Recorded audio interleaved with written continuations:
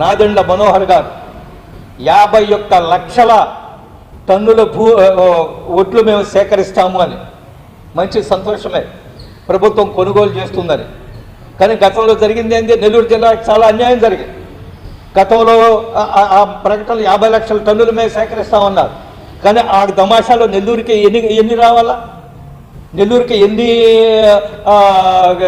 ఎన్ని లక్షల టన్నులు సేకరించాలా? కనీసం 2 లక్షల టన్నులు సేకరించాలి. 50 లక్షల టన్నులు గతంలో చెప్పారు రాష్ట్ర వ్యాప్తంగా. కనీసం 2 లక్షల టన్నులు సేకరించాల్సి ఉంటే గత సీజన్లో కేవలం 1 లక్ష టన్నులు మాత్రమే సేకరించారు. రైతులకు చాలా అన్యాయం జరిగింది. ఇక్కడుండే ప్రజాప్రతినిధులు, తెలుగుదేశం ప్రజాప్రతినిధులు చంద్రమోహన్ రెడ్డి గారితో సహా చాలా గట్టిగా మాట్లాడారు, అయినా న్యాయం జరగలేదు.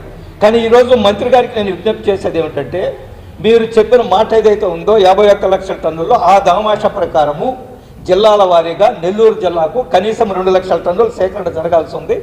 అందువల్ల ఈసారి నెల్లూరు జిల్లాకు అన్యాయం జరగకుండా చూడండి. ఒకటి. రెండోది, ప్రకటనలు చేస్తున్నాం కానీ క్షేత్రస్థాయిలో అమలు జరగడం వల్ల ప్యాడీ పర్చేజింగ్ సెంటర్స్ ఓపెన్ కావడం లేదు, క్వాలిటీతో ఇచ్చే గన్ని బ్యాగులు ఇవ్వడం లేదు, ఆ యొక్క తేమ కొలిచే యంత్రాలు సరిగా అందుబాటులో ఉండడం లేదు. వీటన్నిటిని రెక్టిఫై చేస్తే రైతులకు న్యాయం జరుగుతుంది.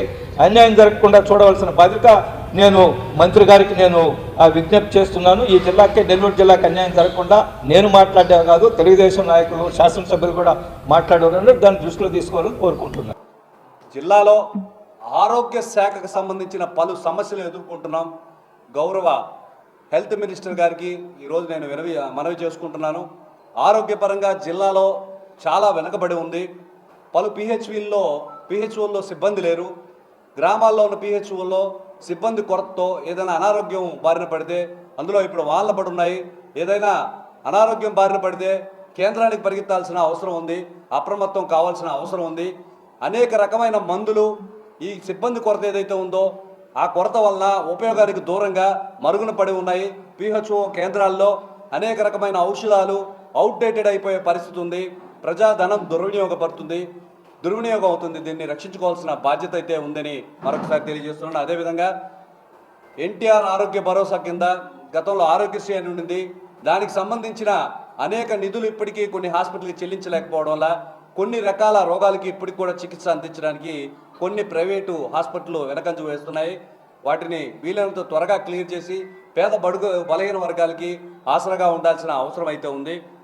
పోతే క్యాన్సర్ హాస్పిటల్లో దాదాపుగా ఈరోజు తిండి అంతా కూడా కలుషితం అయిపోయింది. ఈ ఆహారం వల్ల దాదాపుగా 100లో 30 నుంచి 35% పైన క్యాన్సర్ బారిన పడే అవకాశం ఉంది.